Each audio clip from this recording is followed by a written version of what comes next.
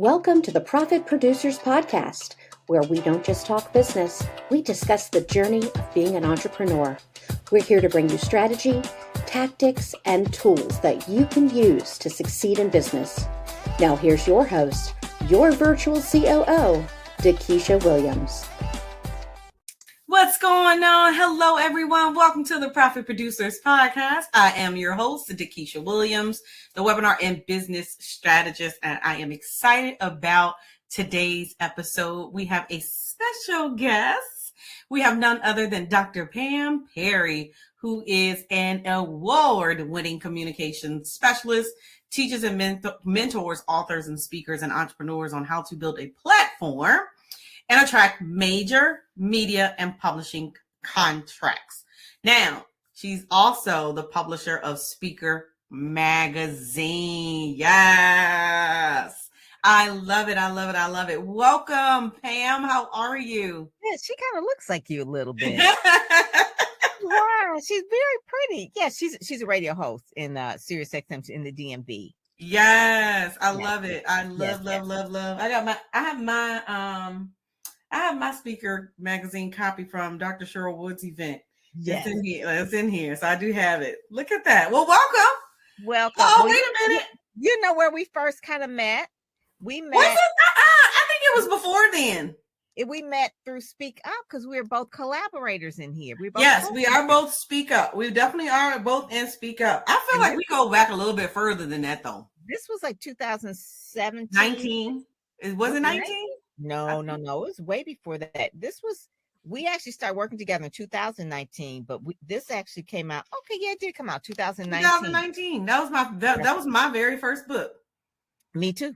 Yeah, I think I had 2 come out that year. Yeah. That was first pre-COVID. But yes. Yeah. And then you helped me put all together my branding accelerator program. I remember that. I was doing the most, girl. I DTM doing the most. I was like, you were like, Pam, we got too many things going on. We got banners. It was always the systems and the processes. Yep. Yeah. If you and then you went to PNC that year. I remember that. Yes. I think that was all in the same year. Yes, it was. Oh my goodness. We must have knew COVID was coming because we was doing the most. We was rolling. Those were the good times. We were rolling then. Well, I'm excited to have you here. And, the Profit Producers Podcast is all about creating profitability in your business and for your brand. And so, I think my favorite letter of the alphabet besides D, because that's my name, is P, and that's profit, right? That's like my favorite word. I ran my profit and loss statement today. Oh, good. I did. What's the point? Look, what's the point of doing business if you can't have a profit? That's true. That is. That's a whole nother conversation for another day. Hobby, a very expensive hobby. Right. Mm-hmm. So today I want to kick it off because when people come into the podcast, I always like to let them get to know like the real talent, right? Because they probably see Dr. Pam Perry, they see you dancing on TikTok. Right now, anyway, I love it. Right.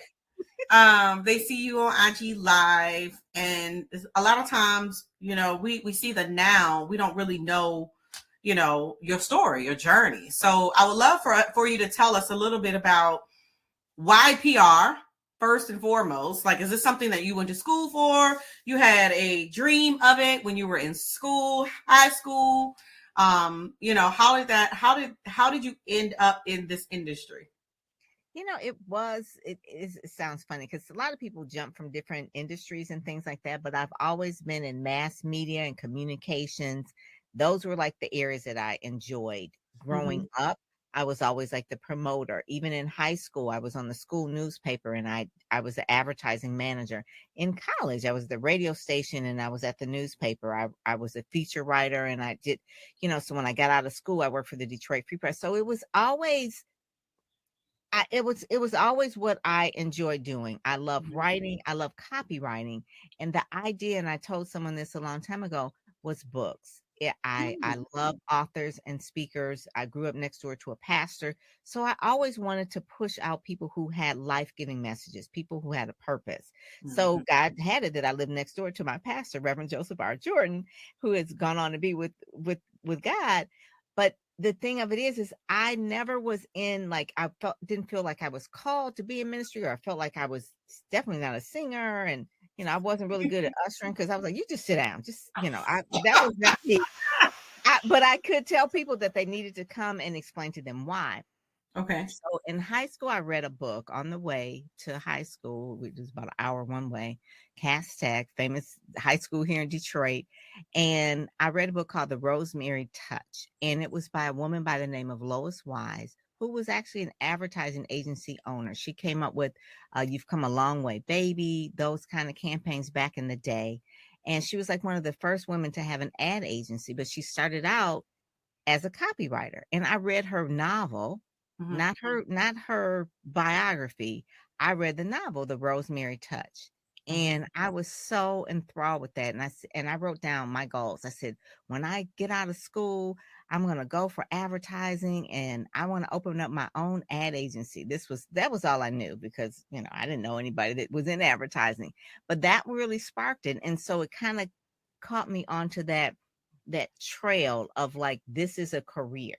And so I always loved magazines, always loved books. So in newspapers. So those were the things that I was always around and gotten involved in intentionally. And Lois Wise, I did write her. She was in Ohio. I did, wrote her a note when I was deciding what to major in school. And I wrote her a letter, and I told her I really inspired by her novel, Rosemary Touch. And she said, "What's the best thing I should go in?" She says, "Well, try all of them." She says, "Mass media is is an up and coming field." Mass media, right? She says, "You'll want to get into electronic." She called it electronic, and really meant Right. she said media. And so she says, if you can, go into public relations. So I was like, oh, public relations. So I majored in advertising and public relations in the journalism school. And that was because Lois, a little Jewish lady, she was probably like about 90 years old when she passed. And she said that those were the fields that I should go in. And I just followed it, and it just, took me different ways. But I found out what I really enjoyed was working with authors and speakers. I love it. I love it. Now, so as you started building your business, because you've pretty much been an entrepreneur for as long as I've known you. 25 years. Oh, my Lord, have mercy. So what did it look like when you first started 25 years ago? Oh, my goodness. So was it a bootstrap business? Yeah. It actually came to the point where me and my husband had a company together. So I was working at the Salvation Army. I was a director of public relations. So out of my careers and all that kind of thing, I ended up, my last job, so to speak, was the director of public relations.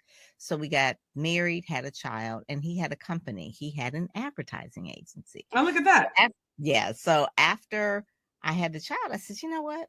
Why don't I work with you? I could kind of, like, be like your vice president of public relations. So that worked. Okay. Yeah, I just promoted myself. Oh, there goes the light went out again. But anyway, our fuse went out. So I said, okay, why don't we do that? And that worked for a few years until he mostly handled automotive. Okay. The automotive industry at that time was really tanking. He had Chrysler, that's gone now. And so he had Ford. So we were working with a lot of automotive suppliers. So we went out of business. We went bankrupt. Wow. Basically, we went bankrupt. And he went to go get a job to work at another ad agency. And at that point, I said, I'm going to try my hand at my thing, which is PR, because I was working with with his company. It was Perry Marketing Group.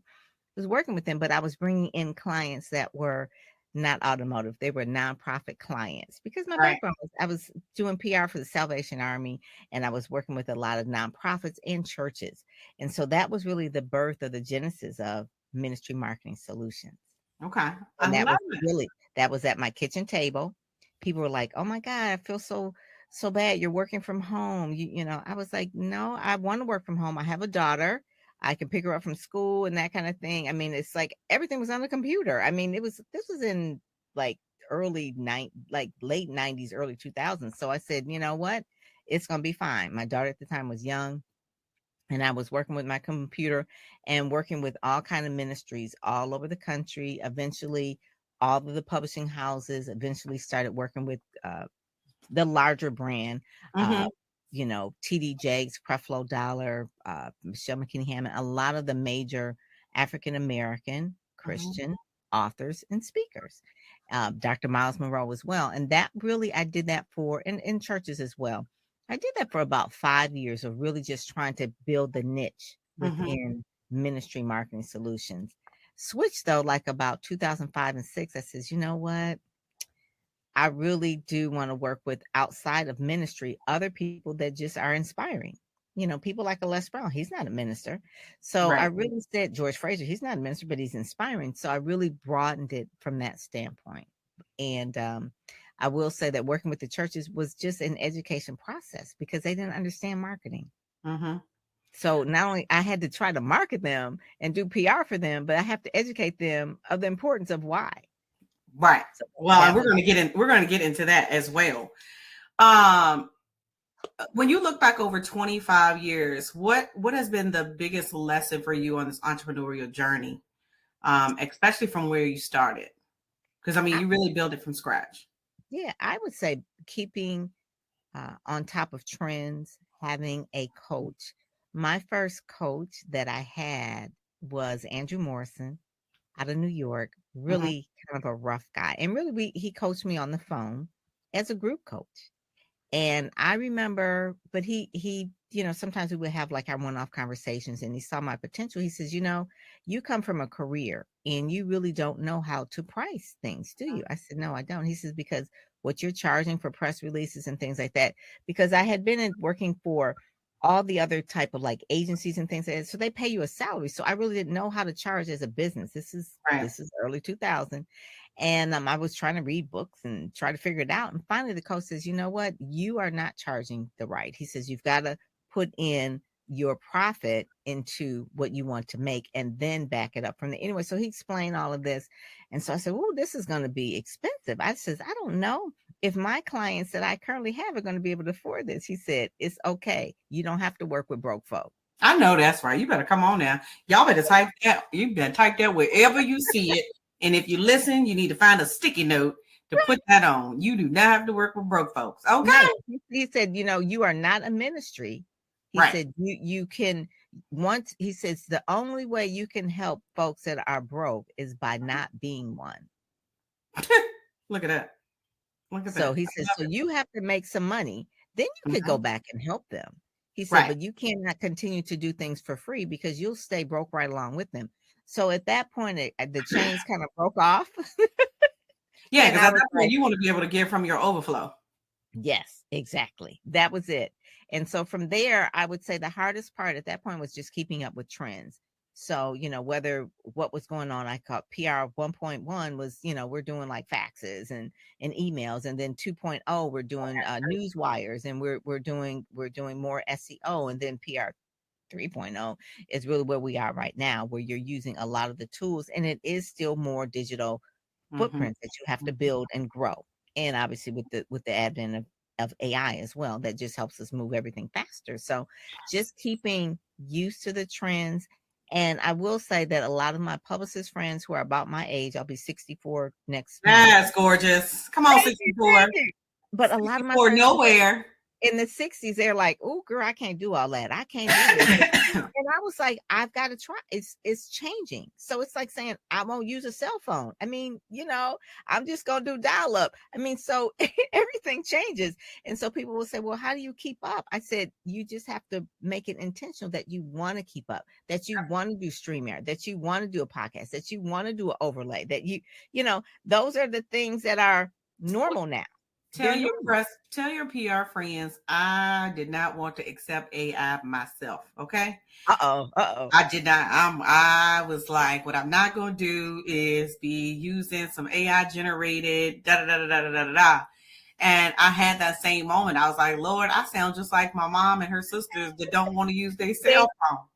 Exactly. So it's I like, don't know how to use this phone. AI is the biggest thing that is a disruptor since the internet.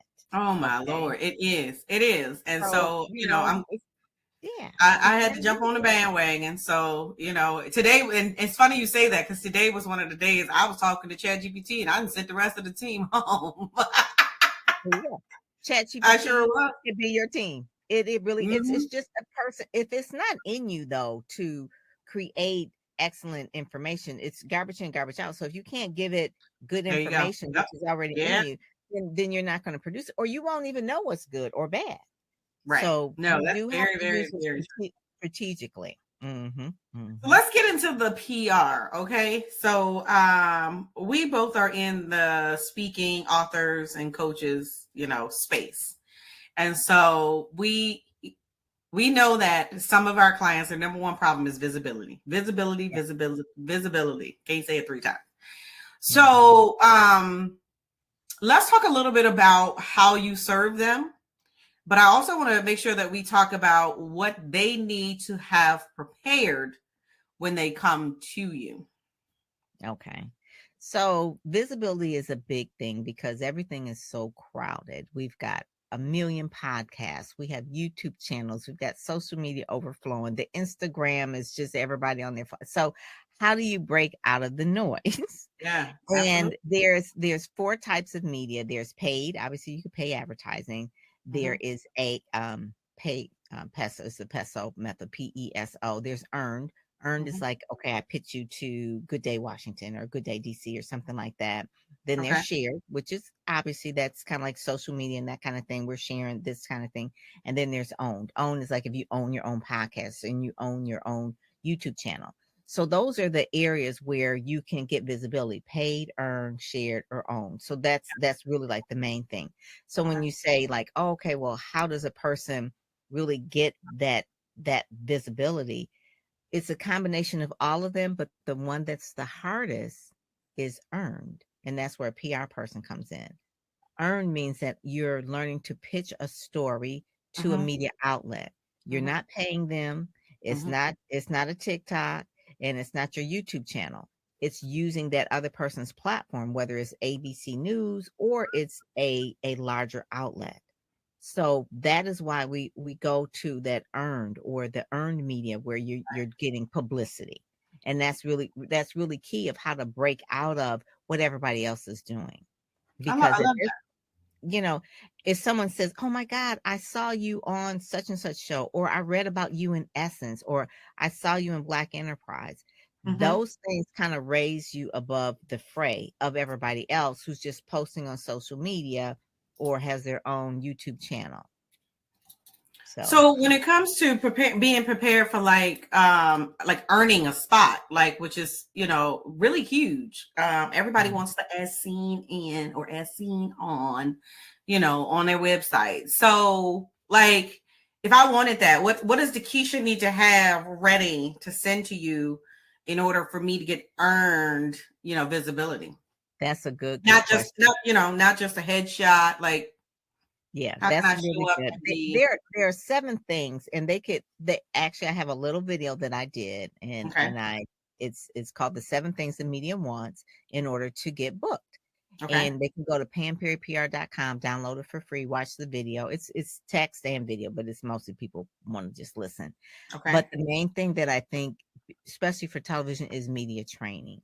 You want to be media trained so that you know your background is correct, your wardrobe, speaking in sound bites, knowing exactly how to engage, how to sit. I had an example of a client that thought he was so ready for Mhm. television. So he started out in a smaller market, and I was like, "You're really not ready." We put him in some uh, online publications. His story was told in long form because I really believe in long form stories first. I'm a Okay. journalist, so you tell the story. And then we took that same story and we pitched it to, say, Cadillac, Michigan, which is really far from Detroit. Detroit is a major market. Cadillac is not. So we pitched it and they said, "Great, we love it. Come on our morning show." And I was like, okay, I'm thinking like, you're really not ready, but you can't tell people that they're not ready until they are in it. So he drives the Cadillac for his 5 minutes, 10 minutes of fame, because that's how long a segment is. And when he went to the interview, he was not dressed appropriately. He had on a hat and he had on a t-shirt. The t-shirt was the brand t-shirt. Okay, well, that's like you're looking like a walking billboard. and then you have on a hat. And Mhm. we're in Cadillac, Michigan. And so you're a black man with a hat on. It just doesn't, it's just not a good look. So I Mhm. was like, okay, well, then he sits on the couch and he shakes, meaning like he shakes, like his knees are shaking or he's tapping. He's Mhm. tapping. And I'm Oh, like a thinking, nervous, kind of a nervous thing. yes, yes, that is the thing. So I was like, oh my goodness, you've got to really fix that. So he did that, and I showed him the video. I said, you see how that looked? And he said, Mhm. yeah, thank you. So then I said, that doesn't look good. And so we did another market, which was Flint, which is not as big Okay. as Detroit. And he dressed better. And so when I say dress, like there's nothing wrong with a t-shirt and a hat if that's the type of show you're going on. But if you're going on a morning segment, you want to mirror who the Right. media is. Right. So they had on a blazer and the jacket. And so he looked fine. The only thing he missed on that particular one is that he didn't take any shots, meaning like how to leverage the PR, like you on the set, you with the reporter, that kind of thing. Oh, okay. Just to leverage that, hey, I'm here on the set of the ABC Flint, da da this and that. He didn't do that. He did his thing and he ran back home. You're I like, was all like, right, I'm out. I'm out. I was like, okay. I said, so we got one more shot. So we're going to do Detroit. So we pitched him, and the same story. We got online marketing, online stories and things like that. So it's like, okay, we're going to do this. So we take this story, we pitch it to Fox 2. They picked it up, and this time he's ready. He's dressed well. He's taking pictures with the host. He's doing behind the scenes. Mhm. He's in a top market. At this point, he's ready. He had stories already written on him. So they had the segment ideas. He had the photos because he had to have another new photo shoot. He had B-roll. B-roll is when they're talking to you, but maybe they're stopping and they're showing your event or they're showing your behind the scene type of what your business is about, because now it's like it's a B-roll, it's background footage. So he had that as well. And then the other thing that he had, obviously, you have a website that's well put together. So, you're ready for that. And then really just the main thing, if you have a prop, some kind of prop where you can bring and kind of share and that kind of thing. But he was ready. He knocked that one out the park. Mhm. That's the one he's going to use to get sponsors for his next event. So get sponsors for his next event. It's like, hey, I'm on television now. And it's a good interview versus like, oh, I did an interview, but I was tapping or I had a hat on, or I looked crazy. So, it was like he looked crazy, he just looked inappropriate. Just He looked inappropriate. unprepared. Like he looked Yeah. like he was not ready. Yeah. So those are great tips. And when we come on the Profit Producers podcast, I always like to give the listeners and viewers one thing that they can implement right now in their business. So from a PR perspective, what's one thing that they can do immediately? Like if they listen to this and they say, oh my God, well, she gave me these 7 things and I know I don't have this and I got to do this and I need to do this to get ready. What's the one thing that they can do today or tomorrow that helps get them one step closer to being ready for you? Do a one sheet. Do a one sheet. I mean, people think that people are going to, well, I have a website. No one's going to read your whole website. Okay. We are we are scanning, we are skimming stuff. So I need a one sheet. Give me some questions that I can ask you on the air. Give me what are your speaking topics, or those could be your show segments. Give me your bio, short bio. Okay. Mm-hmm. The highlight. And I don't need to know all about your awards and all that kind of stuff. Give me a really good high resolution photo, vertical and horizontal. A lot of online digital media, they really want horizontal photos. So everybody takes a vertical photo. When I say a horizontal photo, it's like a photo that could be across the Mm-hmm. banner. Yeah, I know. You I'm know, like, mm-hmm. yeah, you need that. So doing a one sheet will give it such a synopsis. So you could pitch yourself to a TV station, to a podcast, to a news reporter. It is a quick snapshot of you versus like, I'm going to pitch them and then I'm going to give them my website, or I'm going to pitch them and I'm going to give them my whole media kit. They are not trying to do all that. You've got to give them a sizzle. Okay. If you can't do that overnight, like a sizzle reel, but give them a one sheet. It's like the equivalent of a sizzle reel. So it's just really quick. It gives you the highlights. And so really knowing how to write that and writing out your signature talks or your story ideas on a one sheet. People still pitch me for my podcast, Speakers Magazine. And it's like, I need to know, they'll say, hey, I'll make a good guess. And it's like, okay, why? Oh, check Right. my website. I'm like, no, I'm not. I'm not I'm not pitching. reading all that. I'm not So reading what that. do I you don't have exciting that's going on right now in your business? I know Well, you do your boot camp, your event. So yes, what do you have yes. going on? Actually, I don't do the event. I actually now do quick media coverage. I give people exactly what they want. I've really just scaled down to really doing that so people can get into media immediately right away. So quickmediacoverage.com, that's what I'm doing. People can pick, they can have so many media outlets. They could do 6 a year or they could do 12 a year. And they pick it and I work with them in my community about what those stories look like. Because if you have a story every month, I can't tell the same story every month. So we Mm-hmm. have to figure out how you go about pitching yourself. So quick media coverage, my branding accelerator course is in there. My Mm-hmm. PR power course is in there.